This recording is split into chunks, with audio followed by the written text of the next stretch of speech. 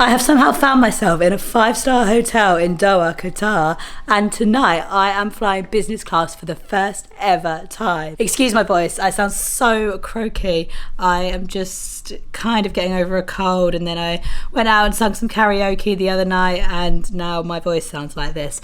But I am very excited to be here. I flew from London to Doha last night, and the idea was to do like a day layover in Doha, but things haven't quite gone to plan.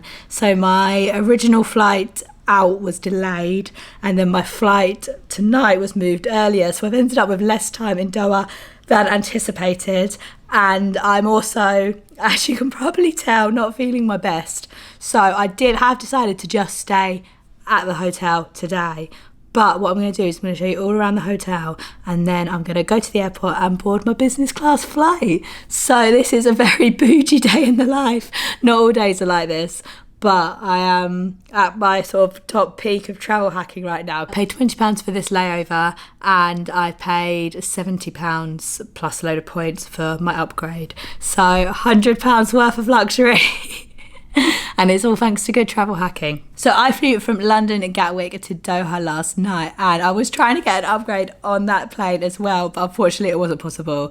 It wasn't the best flight, it was very delayed, and I did have extra legroom seats, but I wasn't feeling my best, and my ears were a bit funny. So yeah, hopefully this I'll feel better for this flight today. And with Qatar Airways, I think 'cause they want to encourage more people to fly their airline, you can do a free stopover. So basically you can extend your layover in Qatar, and you can get, I think, up to 2 nights of free accommodation, and usually those are 4-star hotels. However, I decided to be extra bougie because I saw that you could upgrade to a 5-star hotel for £20 more. So I was like, do you know what? May as well do that. So let's show you around the room that I'm in at the moment. I recorded this last night when I was even croakier than I am now, so apologies for my voice, but let's show you around this room because it is absolutely stunning. From the past here, I think this is the huskiest my voice has ever been, so I really hope it's better for filming tomorrow. But I just checked into the Steinberger Hotel Doha, and it is absolutely gorgeous.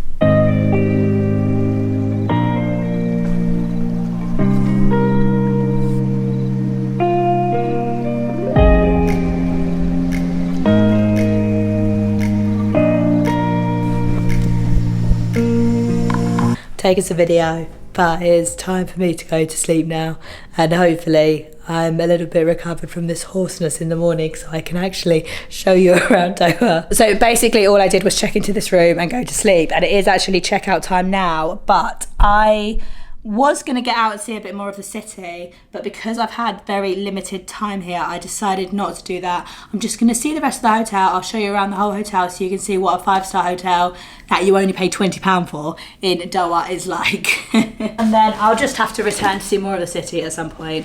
Also, I might be in a 5-star hotel and flying business class, but I've still got my backpack and I've still got my boots attached to my backpack. Just 2 quick things that I don't think I pointed out in my room tour was mood lighting.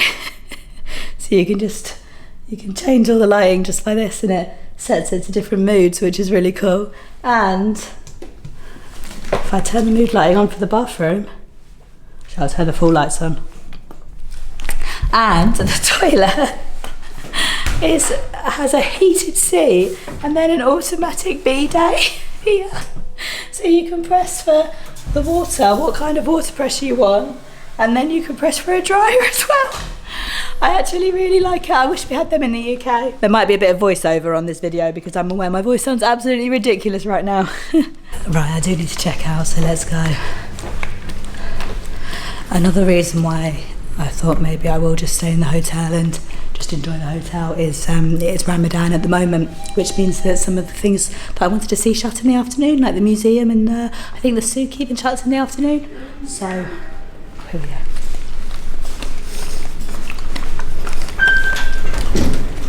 So yeah, all in all, I'm just gonna come back and do another layover at some point and properly see the city.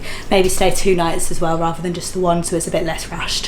So this hotel has a rooftop pool, which I've just come up to. So there is a pool, spa area and gym all on the rooftop. So I've just come up here to have a little sit down, and it is very nice. It is quiet today. I guess also partially because of Ramadan. I think everything is just a bit quiet in Qatar at the moment. Right, it's just before 2 and I am about to head off to the airport, but I am going to try and negotiate the Qatar metro. So I might be bougie business class, but still try and save some money where I can. Okay, so Google Maps looks like there is a station just across the road there, but I need to work out how to cross this road and actually find the metro, and then I need to work out how to pay for the metro.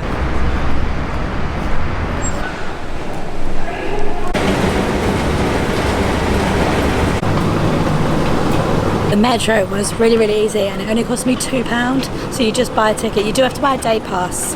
I couldn't work out how to buy not a day pass on the machine, so I could have used that multiple times for the rest of the day, but it only cost me £2 to get from basically the city to here, and I think I could have basically gotten all around the city with that for just £2, so definitely worth bearing in mind if you're visiting Qatar. And I have just arrived at the airport. I have 3 hours before my flight, so I'm here in Qatar, and I'm hoping some places might be open for food here, because obviously in Qatar they're a bit shut because of Ramadan. So one thing that is worth noting about Qatar Airways upgrades is that they unfortunately don't include lounge access, so I could have gone into the lounge on my priority pass, but I only have limited passes on that, so I decided not to.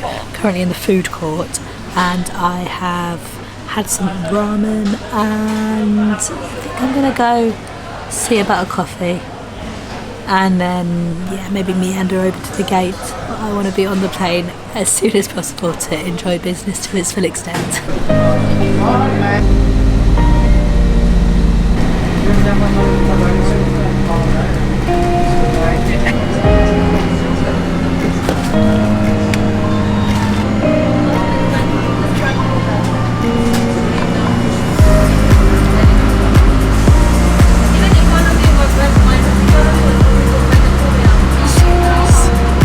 Okay, I've done premium economy and I've done like a budget, more budget short haul business class before.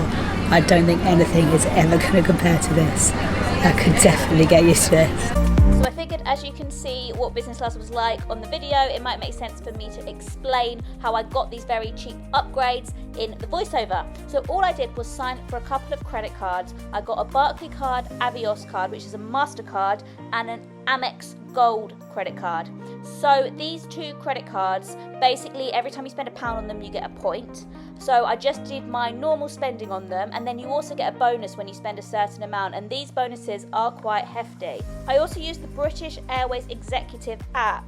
So basically every time you shop online, if you shop through the app, they work with loads of retailers in the UK, you can get Avios, and quite often it's like 4 Avios per pound, or even up to, I've seen 25 Avios per pound. So it's well worth downloading that and checking it out. It's completely free to use and you don't have to have a credit card to use it. Now if you do want to sign up to either of the credit cards that I mentioned, I will put the links to both in the description.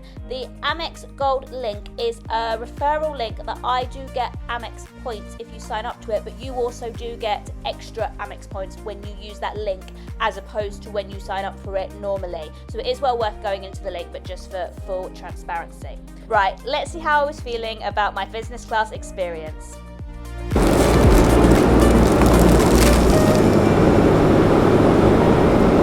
So we've had dinner. It's really good, definitely the best aeroplane food I've ever had. And now I'm just cozying up with my blanket, my chamomile tea, moving my seat back and watching some Modern Family. This is very, very nice. I don't know how I'm ever going to go back to economy. I don't want to land. Got some chocolates. There was a bit of turbulence in this bit, that's why it's so rocky. I hate flying normally and I always can't wait to get off the plane, but I really did not want to get off this plane. Qatar Airways business class is every bit as good as they say. We landed in Kathmandu about 4 hours after we took off from Qatar, got a bus and went through immigration and was welcomed to Nepal. And I am in Nepal. Oh, I'm so croaky still.